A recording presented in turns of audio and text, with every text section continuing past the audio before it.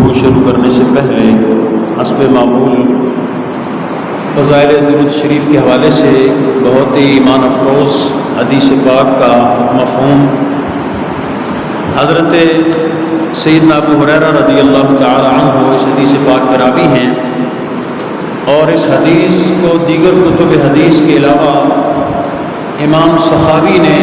القول البدیع میں نقل کیا ہے۔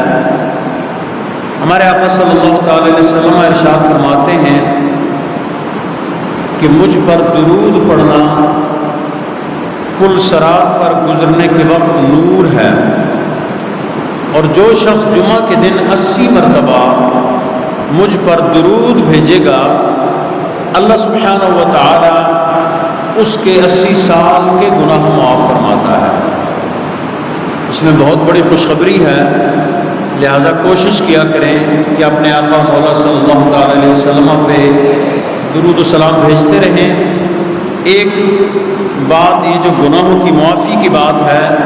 اس سے یہ ذہن میں رکھیں کہ اس سے مراد وہ صغیرہ گناہ ہوتے ہیں جو بندوں کے حقوق سے متعلقہ ہیں، اور کبیرہ گناہ جب تک انسان سچی توبہ نہ کر لے وہ معاف ہرگز نہیں ہوتے، وہ بھی حقوق اللہ اور حقوق العباد جو ہیں وہ بندوں سے متعلقہ ہیں، اور بندہ جب تک معاف نہیں کرے گا اللہ سبحانہ و تعالیٰ بھی معاف نہیں کرے گا۔ ہاں، بارگاہ الوہیت کے ادب کے طور پہ یہ نہیں کہنا چاہیے کہ اللہ معاف نہیں کر سکتا، ایسے نہیں کہنا چاہیے،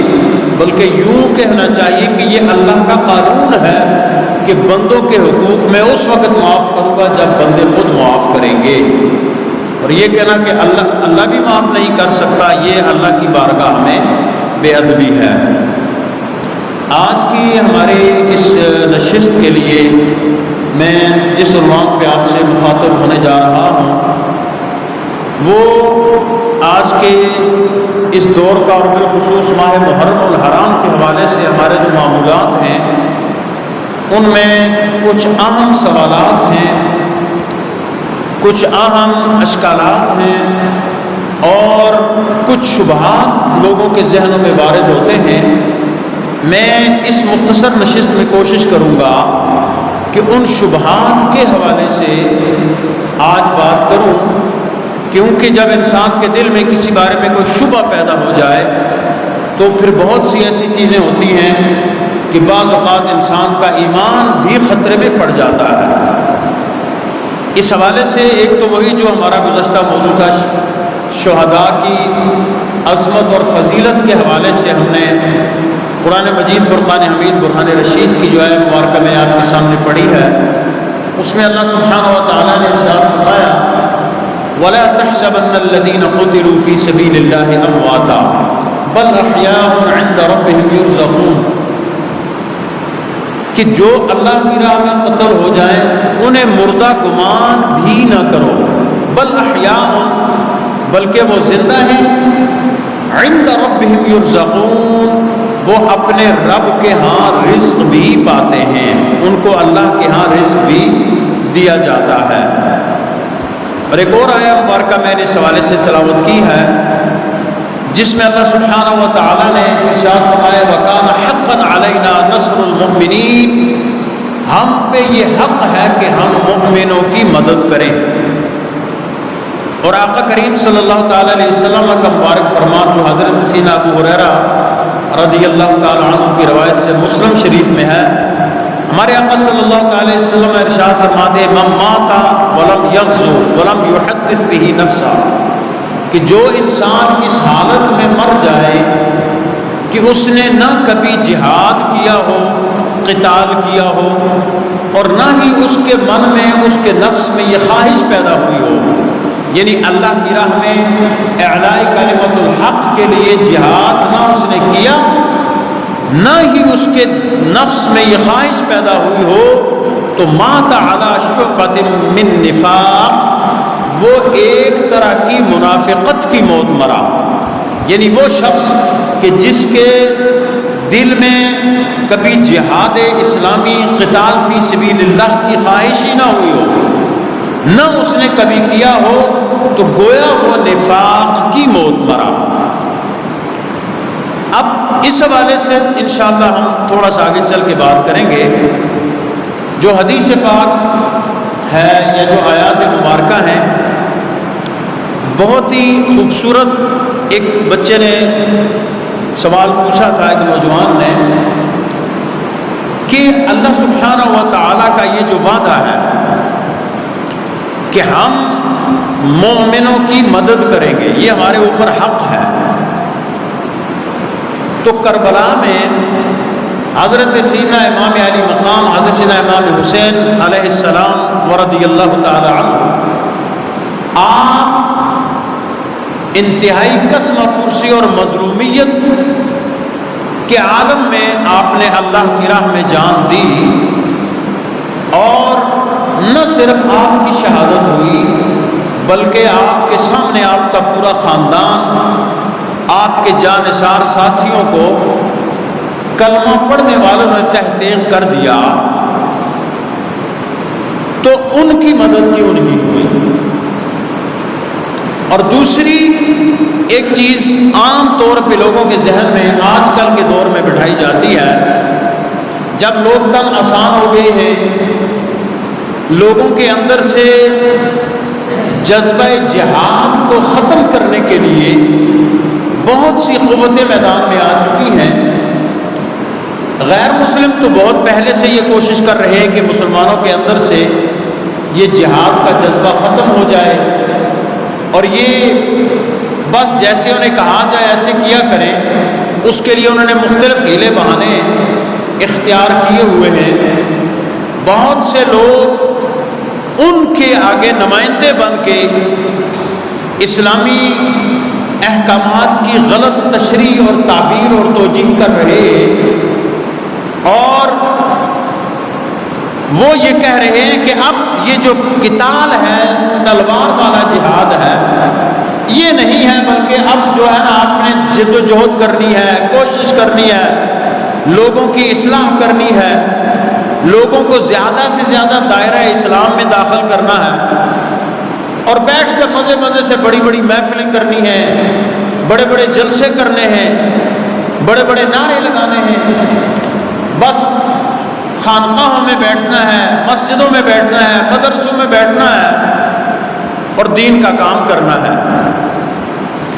اب یہ نعرہ بظاہر بہت بڑا پرکشش ہے کہ بھئی آپ اپنی خانقاہ میں، اپنے مدرسے میں، اپنی مسجد میں بیٹھے ہوئے ہیں، آپ گرمیوں میں اے سی سے لطف اندوز ہو رہے ہیں، سردیوں میں ہیٹنگ سسٹم سے لطف اندوز ہو رہے ہیں، مزے سے محفلیں کر رہے ہیں، نعرے لگا رہے ہیں، اور پتہ نہیں کیا کیا کر رہے ہیں، تو آپ کو آٹومیٹکلی سارا ثواب مل رہا ہے۔ 100 شہیدوں کا ثواب ایک سنت کے زندہ کرنے پہ ملتا ہے، تو آپ کو کیا ضرورت ہے کہ جا کے آپ تلوار اٹھائیں اور اپنی جان دیں؟ یعنی یہ بہت بڑا مغالطہ جو ہے اس میں امت کو ڈال کے اس کا جہاد کا جذبہ آہستہ آہستہ ختم کرنے کی کوشش کی جا رہی ہے۔ اور وہ لوگ یہ سمجھتے ہیں کہ ہم بہت سے لوگوں کو کی اصلاح کر کے، ان کو اسلام کے دائرے میں داخل کر کے کوئی بہت بڑی خدمت سر انجام دے رہے ہیں۔ وہ اس بات کو اسلام کے جو فلسفہ جہاد ہے، یہ جو اسلام کا بنیادی فلسفہ ہے، اس کو ہی نہیں سمجھے وہ لوگ، کیونکہ اگر وہ اس کو سمجھتے تو پھر وہ ایسے سوالات نہ اٹھاتے، ایسی توجیہات اور تعویلات نہ کرتے، کیونکہ اسلام میں کثرت کو نہیں دیکھا جاتا، معیار کو دیکھا جاتا ہے۔ اللہ سبحانہ و تعالیٰ نے واضح طور پہ فرما دیا، قُلْ لَا يَسْتَوِي الْخَبِيثُ وَالطَّيِّبُ وَلَوْ أَعْجَبَكَ كَثْرَةُ الْخَبِيثِ۔ محبوب آپ فرما دیجئے، لا يَسْتَوِي الْخَبِيثُ وَالطَّيِّبُ، ناپاک اور پاک کبھی برابر نہیں ہو سکتے۔ وَلَوْ أَعْجَبَكَ كَثْرَةُ الْخَبِيثِ، اگرچہ تمہیں جو ناپاک ہیں ان کی کثرت تعجب میں ہی کیوں نہ ڈال دیں۔ یعنی ہمارے ہاں لوگ یہ سمجھتے ہیں کہ بھائی جدھر بہت لوگ زیادہ ہیں، لوگ بہت زیادہ ہوں، وہی حق پہ ہوگا، وہی سچ پہ ہوگا، حالانکہ اسلام کا یہ مزاج نہیں ہے۔ اسلام کا مزاج یہ ہے کہ ایک بندہ تربیت یافتہ ہو، صحیح دین کی روح کو سمجھتا ہو، دین کو اس کے عصری تقاضوں کے مطابق سمجھتا ہو، وہ ایک بندہ 100 پہ بھاری ہوتا ہے۔ اور یہی چیز ہے جس نے ہمارے آقا مولا صلی اللہ تعالی علیہ وسلم کو اپنے سے 3 گنا بڑے لشکر سے سینکڑوں میل، کم از کم 200 کلومیٹر کا سفر ہے مدینہ طیبہ سے بدر تک، اور روزے کی حالت میں، بے سر و سامانی کی حالت میں جا کے مسلمان اپنے سے 3 گنا زیادہ لشکر سے ٹکرا گئے۔ اب ہمارے پاس تو 313 لوگ تھے،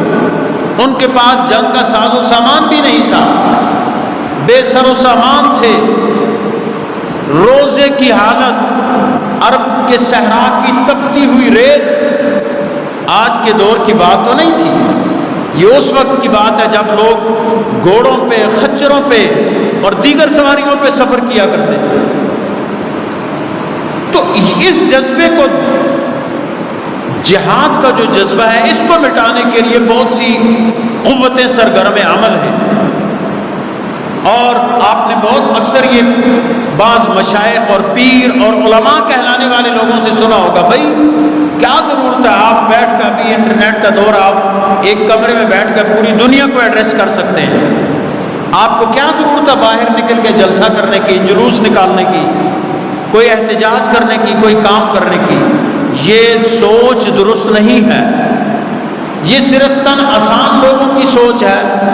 اور ان لوگوں کی سوچ ہے کہ جو دین کی روح کو نہیں سمجھ سکے، جو دین کی جو اصل پیغام ہے اس کو نہیں سمجھ سکے۔ اس لیے وہ لوگ جب ایسے سوالات اٹھاتے ہیں تو ہمارا نوجوان، ہمارا پڑھا لکھا طبقہ جو ہے وہ کنفیوز ہو جاتا ہے، بھائی یہ تو جہاد ہے۔ حالانکہ یاد رکھیں، جہاد اور قتال میں بڑا فرق ہے۔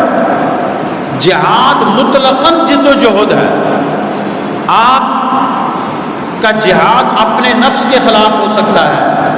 معاشرے کی برائیوں کے خلاف ہو سکتا ہے، اپنے خاندان کو درست کرنے کے لیے ہو سکتا ہے، اپنے دوست اور احباب کو درست کرنے کے لیے ہو سکتا ہے، لیکن قتال جو ہے یہ اعلاء کلمت الحق کے لیے، اللہ کے کلمے کی سربلندی کے لیے، جب تک انسان اپنی اس طاقت کا مسلمان مظاہرہ نہیں کریں گے، اس وقت تک عالم کفر آپ پہ ایسے ہی ظلم کرتا رہے گا جیسے ابھی ظلم ہو رہا ہے۔ آج لوگ یہ ماڈرن اور کہتے ہیں جی لوگ بڑی ترقی کر گئے، سائنس بڑی آگے پہنچ گئی، مسلمانوں تم ابھی ادھر پیچھے ہو۔ یاد رکھیں، مسلمانوں کی تاریخ پڑھیں، 1000 سال سے زائد عرصہ تک، اس وقت نہ آپ کی یہ سائنس تھی، نہ ٹیکنالوجی تھی، نہ آپ کا یہ سوشل میڈیا کا اتنا بڑا ایک وسیع سسٹم تھا، نہ کسی اور طرح کا کوئی سسٹم تھا، لیکن مسلمانوں نے پوری دنیا پہ 1000 سال سے زائد سپر پاور کی حیثیت سے گزارے ہیں۔ 600 سال سے زائد عرصہ ترکی کی خلافت پوری دنیا پہ رہی ہے، 600 سال سلطنت عثمانیہ۔ اسی طرح ہندوستان میں 400 سال سے زائد عرصہ مسلمان برسر اقتدار اور سپر پاور رہے۔ وہ بڑی کسی نے خوبصورت بات کی تھی کہ آج یہ ہندو لوگ دعویٰ کرتے ہیں ہندوستان ہمارا ہے، حضرت سیدنا آدم علیہ السلام جو ساری انسانیت کے باپ ہیں، آپ کو جب زمین پہ اتارا گیا تو آپ ہندوستان کی سرزمین پہ اترے تھے، آپ کا جو قدم آپ نے رکھا تھا وہ ہندوستان کی سرزمین پہ رکھا تھا۔ تو اس اعتبار سے تو یہ ساری سرزمین مسلمانوں کی ہوئی۔ اقبال نے کہا نا، چین و عرب ہمارا، ہندوستان ہمارا، مسلم ہے ہم وطن ہے سارا جہاں ہمارا۔ وہ فارسی میں اس کا مطلب، فارسی اس شعر کا انہیں ترجمہ کیا نا، ہر ملک ملک کے ماست کہ مل کے خدائے ماست، کہ سارے ملک ہمارے ہیں کیونکہ وہ سارے ملک ہمارے رب کی ملکیت ہے۔ تو اس لیے مسلمان قوم میں یہ غلط فہمی پیدا کر دی گئی ہے کہ آپ نے اگر اس بے حیائی کے سسٹم کو نہ اپنایا، آپ نے یہ جو مخلوط تعلیمی نظام ہے جس نے لوگوں کو تباہ و برباد کر کے رکھ دیا،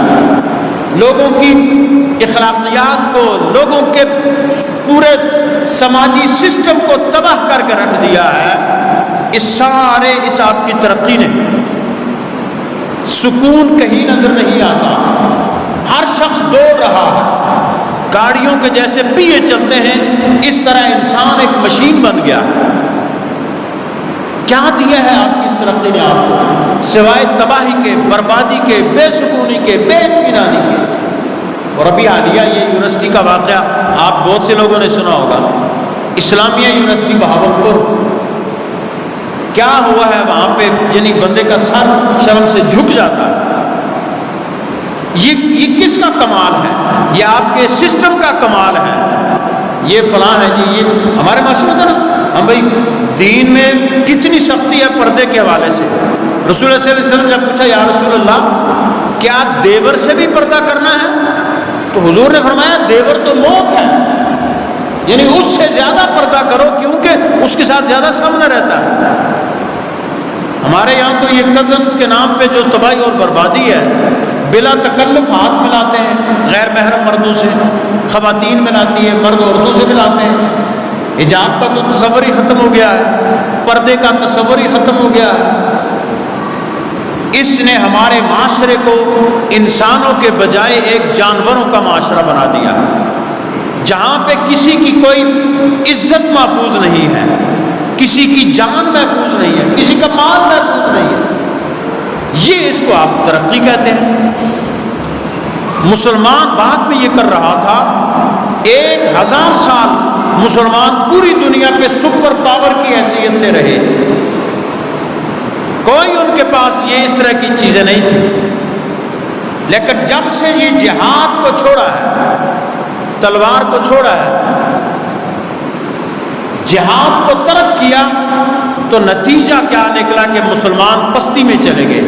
آج صورتحال یہ ہے کہ 57 اسلامی ممالک ہیں اور دنیا کی ایٹمی پاور پاکستان اسلام کا قلعہ کہا جاتا تھا، لیکن اس میں کیا ہو رہا ہے ہم سب دیکھ رہے ہیں۔ اور اللہ نے ہمیں سزا کتنی دی۔ ناموس رسالت کے لیے نکلنے کی بات ہو تو علماء اور پیروں کی طرف سے فتوی آ جاتے، نہیں بھائی جلوس نہیں نکالنا، باہر نہیں نکلنا۔ ناموس قرآن کی بات ہو، نہیں نکلنا، نہیں نکالنا۔ ایک تھیلے آٹے کی بات ہو، مولوی صاحب سب سے آگے ہوتے ہیں۔ یہ اللہ نے سزا دی ہے کہ اب ذلیل ہو، رسوا ہو، میرے نبی کے نظام کو، میرے نبی کے طریقے کو چھوڑ کے تم غیروں کے طریقے اپنا رہے ہو، لہٰذا تمہاری سزا یہ ہے کہ تم ایک فجر کی اذان پہ نہ جاگنے والے آدھی رات کو جا ڈیلر کی در پہ کھڑا ہو جا، تجھے ایک تھیلا آٹے کا ملے گا۔ یہ رب کی طرف سے ایک ایسی سزا ہے کہ جس کو ہم ابھی تک سمجھ نہیں سکے۔ تو میں عرض یہ کر رہا تھا، وہ جو ہمارے جو لوگوں کے اندر ایک کنفیوژن ہے، لوگوں کے اندر شبہات ہیں کہ بھائی میدان کربلا میں حضرت امام حسین کی مدد کیوں نہیں ہوئی، ان کو کیوں اتنی بے دردی سے شہید کیا گیا؟ تو یاد رکھیں، ہم لوگ سطحی طور پہ دیکھتے ہیں، اوپر سے سوچتے ہیں۔ اگر ہم دیکھیں کہ کرب و بلا کے میدان میں جو مدد اللہ نے حضرت امام علی مقام کی ہے، اس کی تاریخ عالم میں کوئی مثال نہیں ملتی۔ ہم تو یہ سمجھتے ہیں نا کہ بھائی ظاہری طور پہ انہوں نے حضرت امام کو شہید کر دیا، اقتدار پہ قابض ہو گئے۔ نہیں، اللہ نے واضح فرما دیا، لا یغرنک تقلب الذین کفروا فی البلاد، یہ جو کافر دنیا میں حکومتیں کر رہے ہیں، تم کسی دھوکے میں نہ آ جانا۔ متاع قلیل، یہ تو بہت کم عرصے کا ان کے لیے ان کو عیاشیاں ہم نے دی ہوئی ہے۔ ثم مأواہم جہنم، پھر ہمیں انہیں جہنم ان کا ٹھکانہ بنائیں گے۔ وبئس المہاد، ثم مأواہم جہنم، ہم ان کو پھر جہنم کی طرف کھینچیں گے، وبئس المہاد، وہ برا ٹھکانہ۔ اب ایک مثال دیکھیں کہ جنہوں نے حضرت امام کو شہید کیا ان پہ اس وقت سے لے کے آج تک اور تا قیامت لعنت برستی رہے گی، اور حضرت امام کو اس وقت سے لے کے آج تک اور آج سے لے کے تا قیامت لوگ خراج تحسین پیش کرتے رہے۔ ہر بدی کا استعارہ وہ یزیدی قوتیں ہیں، اور ہر نیکی کا استعارہ حضرت امام پاک کی ذات ہے۔ کوئی بھی اگر اچھائی کی مثال دے گا تو وہ امام علی مقام کی مثال دے گا، کوئی برائی کی مثال دے گا تو وہ یزید کی مثال دے گا۔ اور پھر سب سے بڑی بات یہ کہ یہ کوئی اچانک واقعہ نہیں تھا، صحیح روایات کے مطابق، اتنا وقت نہیں ہے کہ میں وہ روایات آپ کے سامنے پیش کروں، صحیح اصح روایات کے مطابق حضرت سیدنا امام علی مقام کی شہادت کا علم ان کے بچپن میں ہی ہو چکا تھا۔ رسول اللہ صلی اللہ علیہ وسلم جب حضرت ام سلمہ اس روایت کی راویہ ہیں، فرماتی ہے کہ جبریل امین نے میں نے دیکھا آقا کریم صلی اللہ علیہ وسلم کی مبارک آنکھوں میں ایک مرتبہ آنسو تھے، عرض کی یا رسول اللہ کیوں؟ فرمایا مجھے جبریل نے ایک مٹی لا کے دی ہے ایک صحرا کی، اور اس نے عرض کیا کہ یا رسول اللہ صلی اللہ علیہ وسلم جب یہ مٹی خون بن جائے گی تو اس وقت حضرت حسین کو اس صحرا میں شہید کر دیا جائے گا، اور حضور کے اس علم پہ قربان جائیں جو اللہ نے آپ کو غیب کا علم عطا کیا تھا۔ حضور نے وہ شیشی حضرت ام سلمہ کو دی کہ ام سلمہ تم اس شیشی کو سنبھال کے رکھنا، اور اس میں جو بات کہنے کی ہے وہ یہ ہے کہ جب واقعہ کربلا ہوا تو اس وقت ساری کی ساری امہات المومنین وصال پا چکی تھی، صرف حضرت ام سلمہ زندہ تھی۔ یعنی آقا کریم صلی اللہ تعالی علیہ وسلم کو یہ علم تھا کہ جب کربلا کا سانحہ ہوگا، جب امام حسین کے بارے میں حضور کو یہ علم تھا کہ جب انہیں شہید کیا جائے گا تو اس وقت امہات المومنین میں سے صرف ام سلمہ زندہ ہوں گی، اس لیے جب آپ کی شہادت ہوئی تو وہ مٹی خون بن گئی۔ یہ میں صحیح روایات کے مطابق بات کر رہا ہوں۔ اور پھر حضور نے یہ کبھی نہیں کہا کہ یا اللہ میرے حسین کو اس امتحان سے بچانا۔ ایک ہوتا ہے نا بھائی، ہم لوگ روزانہ دعا کرتے ہیں نا، یا اللہ فلاں کام ہو جائے، یہ ہو جائے، اس طرح ہمیں آزمائشوں میں نہ ڈالنا، امتحانوں میں نہ ڈالنا۔ ہمارے مولوی صاحبان دعا کر کر کے تھک گئے ہیں، لیکن جو ہمارا عشر ہے تو وہ 100 ہے۔ لیکن حضور نے کبھی یہ دعا نہیں مانگی کہ یا اللہ حسین کو اس سے بچانا، بلکہ حضور نے فرمایا اللہم اعط الحسین صبرا و اجرا، اللہ حسین کو اس واقعے میں، اس سانحے میں صبر عطا فرما اور اس کا اجر عطا فرما۔ یعنی حضور اگر یہ چاہتے تو دعا فرماتے یا اللہ حسین اس آزمائش سے بچ جائے، اور حضور کا دعا کرنا یہ کیسے ہو سکتا ہے کہ اللہ اس کو رد کرے؟ لیکن حضور کو یہ علم تھا کہ اس کے ساتھ یہ واقعہ ہونا ہے، اور حسین میری حضور کی ذات کے مظہر، حسین منی وانا من حسین، حضور کی شہادت سری کے مظہر حضرت امام حسن تھے جنہیں زہر دیا گیا تھا، اور شہادت جہری کا جو مظہر تھے وہ حضرت امام حسین تھے جنہیں کربلا کے میدان میں شہید کیا گیا۔ اس لیے حضور نے ان کے لیے صبر اور اجر کی دعا مانگی تھی۔ اور پھر کہ جی مولا علی مشکل کشا کہتے ہو، کیوں وہاں مشکل کشائی نہیں ہوئی، کیوں وہاں مدد نہیں ہوئی؟ تو مولا علی یہ جانتے تھے کہ یہ میرے بیٹے کا امتحان ہے۔ کوئی بھی ہمدرد باپ جو واقعتاً اپنے بچے کو کسی میدان میں کامیاب دیکھنا چاہتا ہے، وہ کبھی کمرہ امتحان میں جا کر اس کو نقل کے لیے پیپر نہیں پکڑائے گا۔ بچہ بیٹھا ہو کمرہ امتحان میں امتحان دے رہا ہو، جو بھی اس کے پاس جا کے اس کو نقل کرواتا ہے، بظاہر تو اسے ہمدردی کر رہا ہوتا ہے، لیکن در حقیقت وہ اس بچے کی صلاحیتوں کو ختم کر رہا ہوتا ہے۔ ظاہر سی بات ہے بچے کو پتا بھائی مجھے نقل ملے گی، میں نقل کر کے پاس ہو جاؤں گا، اس نے کب محنت کرنی ہے؟ بچہ وہی محنت کرے گا جس کو پتا ہوگا کہ مجھے وہاں نقل نہیں کرنے کا موقع ملے گا، میں اپنی ذہنی صلاحیتوں کو استعمال کروں، مجھے جو اللہ نے ذہنی قوت عطا فرمائی ہے اس کو میں استعمال کروں، اس کو استعمال کر کے وہ کسی میدان، اسی لیے جو لوگ نقل کر کے وہ کلرک ہی بنتے ہیں صرف، بس کوئی کلرک بیٹھا تو ناراض ہو، سب ایسے نہیں ہوتے، مطلب یعنی جو کسی بڑی منزل پہ بچہ پہنچتا وہ نقل کرنے والا کبھی نہیں پہنچتا، یہ بات بالکل طے ہے، آپ لکھ کے رکھ لیں۔ وہ یہ چھوٹی موٹی کہیں پہ جاب وغیرہ مل جاتی ہے، بس ٹھیک ہے ڈگری آ جائے، میٹرک ایف اے بی اے، چلو بھائی مل گئی، لیکن جو ریسرچر ہوتے ہیں، محقق ہوتے ہیں، اسکالرز ہوتے ہیں، وہ نقل کر کے آگے نہیں گئے ہوئے تھے، وہ اپنی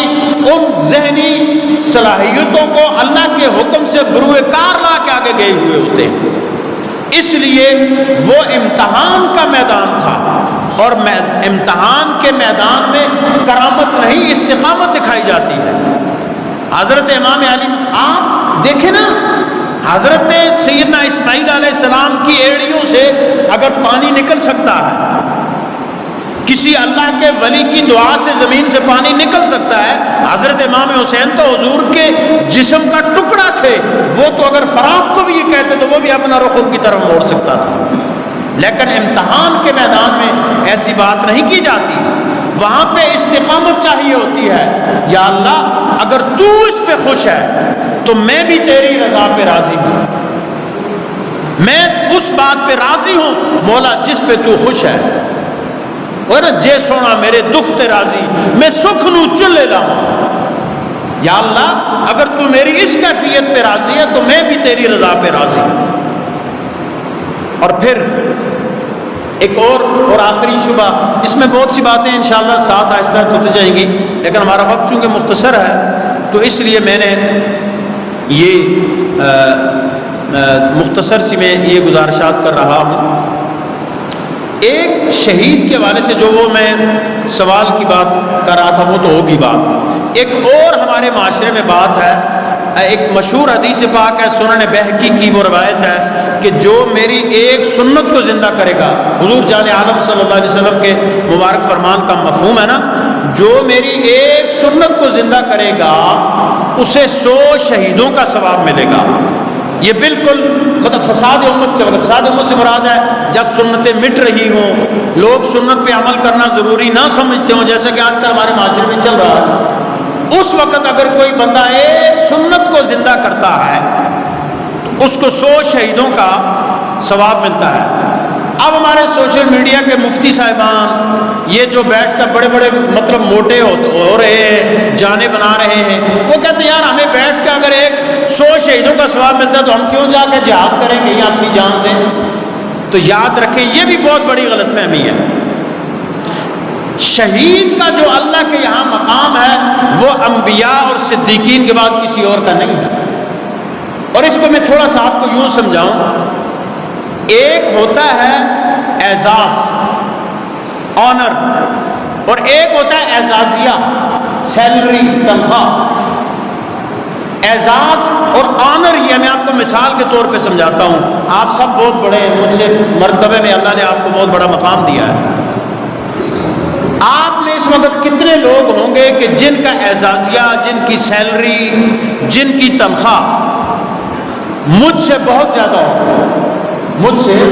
بہت زیادہ ہوگی؟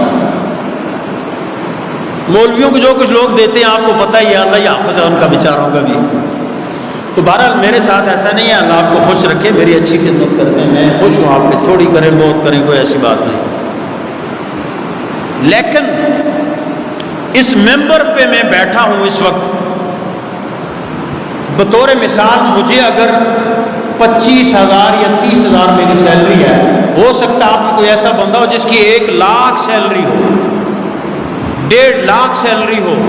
اس کی پینشن ہمارے حاجی صاحب بتاتے ہیں اصلی تو ان کی 80,000 تو ہوگی کم از کم، خرچ بھی کیا کریں اللہ کی راہ میں۔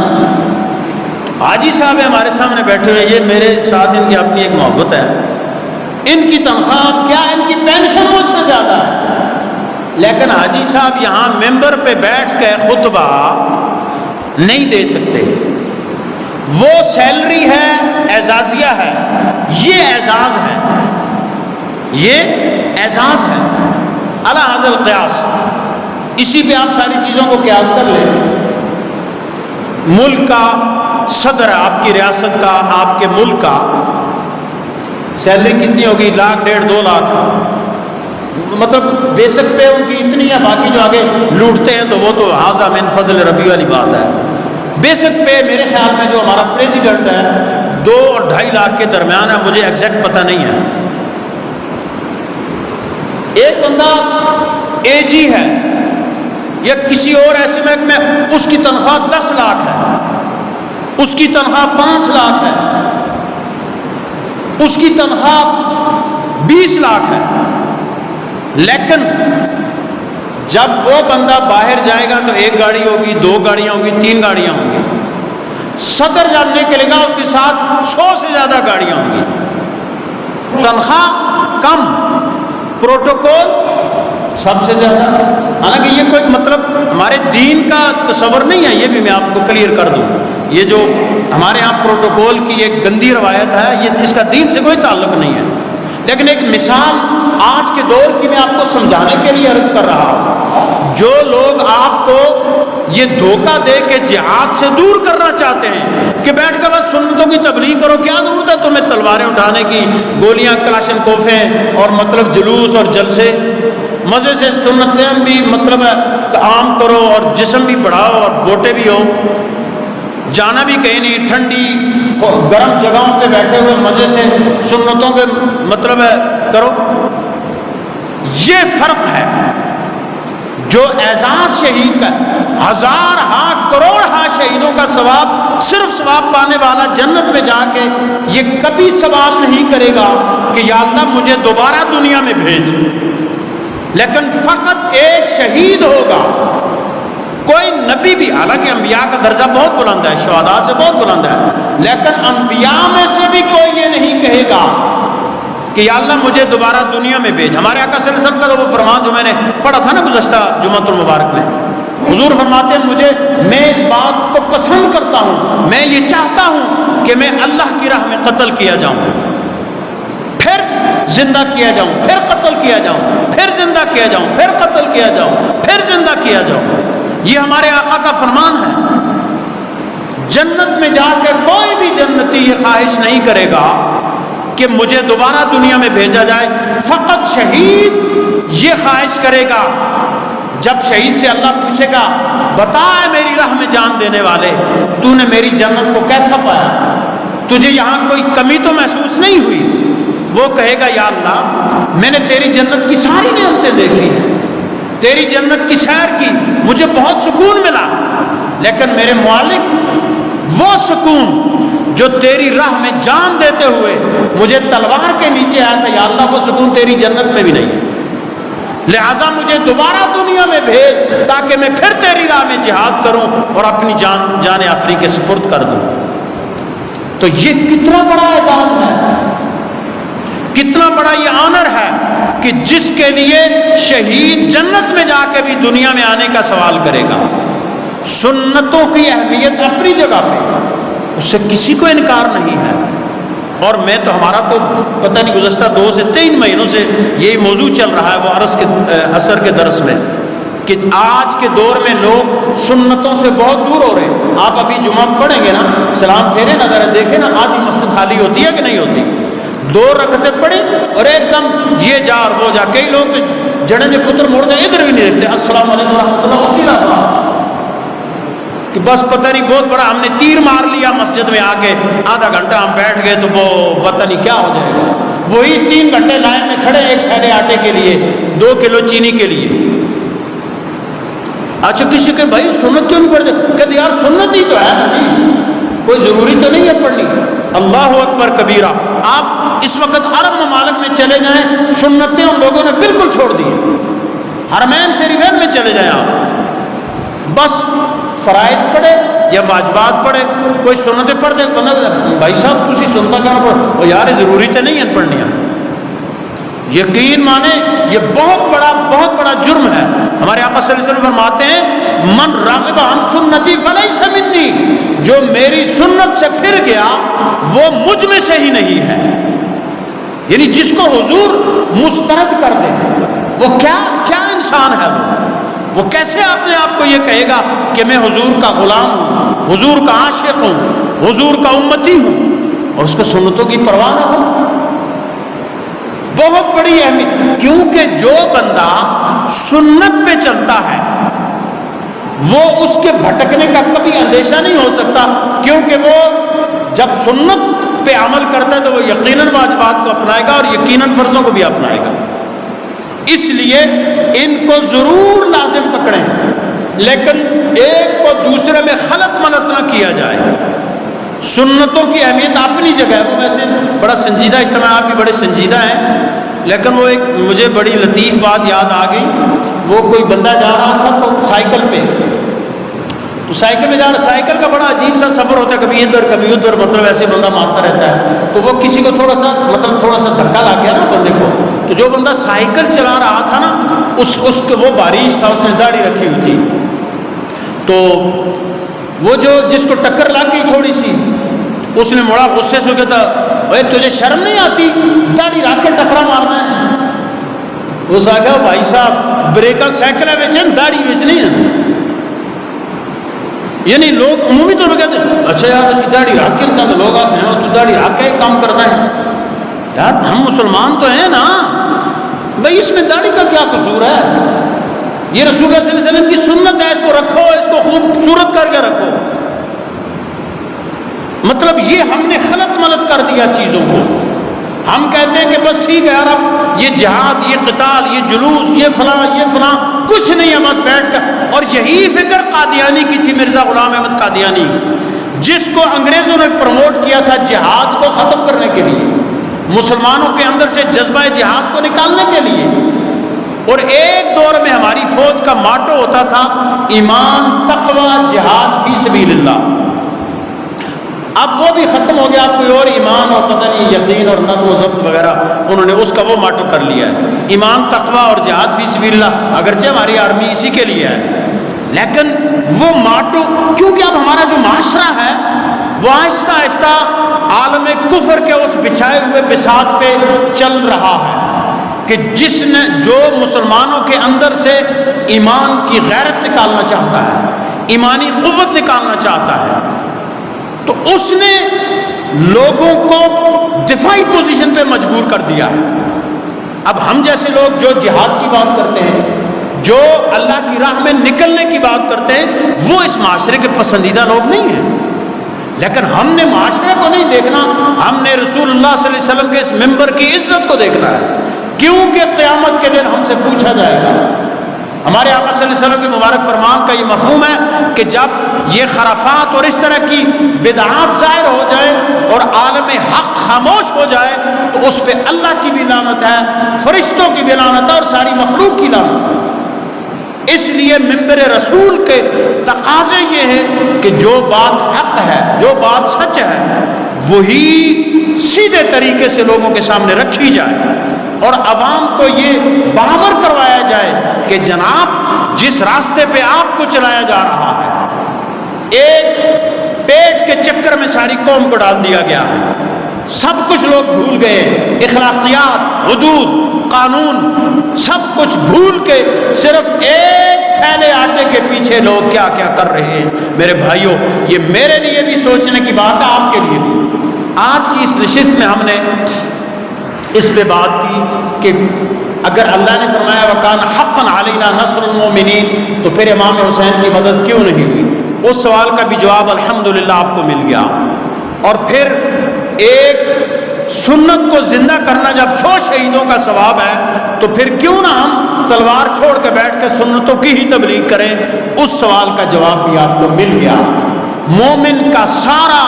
کام جو ہوتا ہے وہ اللہ کی رضا کے تابع ہوتا ہے، اس لیے جو اخص الخواص ہوتے ہیں،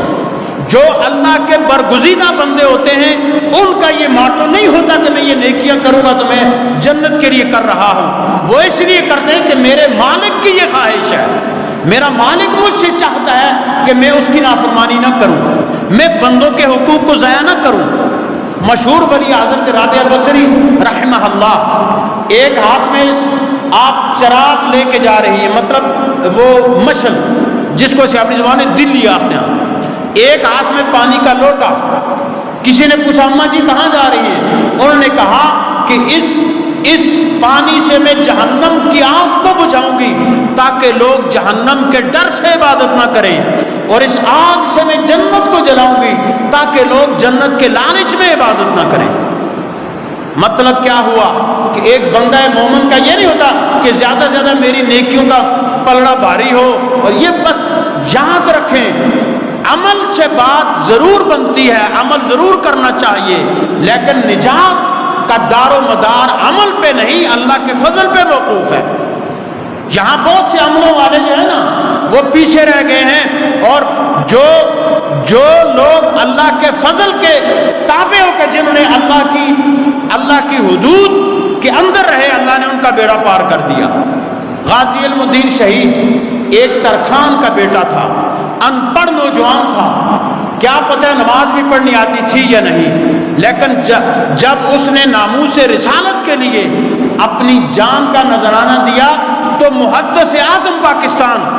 علامہ سید دیدار علی شاہ صاحب رحمۃ اللہ تعالی علیہ، جو ہزاروں علماء کے استاذ تھے، آل رسول، انہوں نے اپنی پگڑی اتار کے غازی علم الدین شہید کے قدموں پہ رکھی اور اس کے پاؤں کو بوسہ دیا تھا۔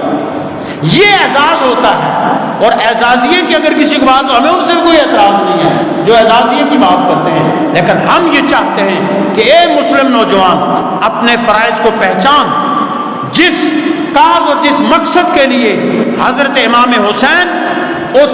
وقت کے یزید سے ٹکرائے تھے، آج ایک نہیں بہت سے یزید ہیں۔ آج بھی ہمارے نوجوانوں کو، ہماری پوری جتنے بھی مسلمان ملت اور قوم ہے، اس کو اس یزیدی نظام کے خلاف جب تک وہ نہیں کھڑے ہوں گے اسی طرح پستے رہیں گے، کڑتے رہیں گے، سسکتے رہیں گے اور جلتے رہیں گے۔ اللہ سبحانہ و تعالیٰ سے دعا ہے کہ وہ ہمیں فلسفہ کربلا کو صحیح معنوں میں سمجھنے اور اس پہ عمل پیرا ہونے کی توفیق عطا فرمائے۔ وما توفیق